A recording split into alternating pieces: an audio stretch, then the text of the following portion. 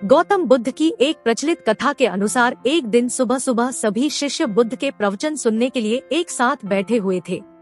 कुछ देर बाद बुद्ध अपने साथ एक रस्सी लेकर आए। तथागत के हाथ में रस्सी देखकर सभी शिष्यों को हैरानी हुई।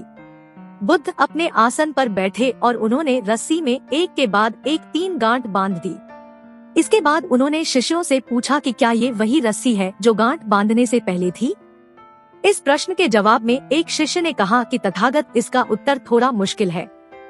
ये हमारे देखने के तरीके पर निर्भर करता है। एक तरह से तो रस्सी वही है, इसमें कोई बदलाव नहीं है।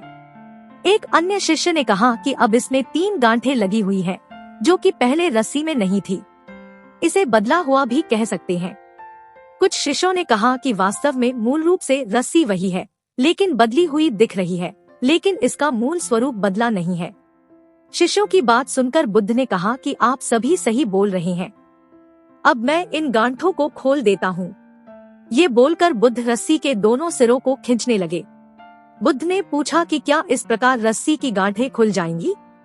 सभी शिष्यों ने कहा कि नहीं, ऐसा करने से तो गांठें और ज्यादा कस जाएंगी। इन्हें खोलना और मुश्किल हो जाएगा। बुद्ध ने कहा कि ठीक है, अब एक अंतिम प्रश्न, इन गांठों को खोलने के लिए हमें क्या करना होगा।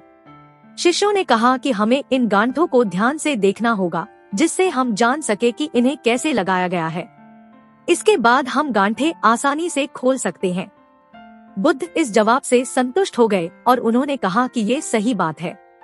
हम परेशानियों में फंसे रहते हैं और बिना कारण जाने ही उनका हल खोजने लगते हैं, जबकि हमें पहले समस्याओं के मूल को समझना चाहिए। जब समस्याओं की वजह समझ आ जाएगी तो उन्हें सुलझाना बहुत ही आसान हो सकता है।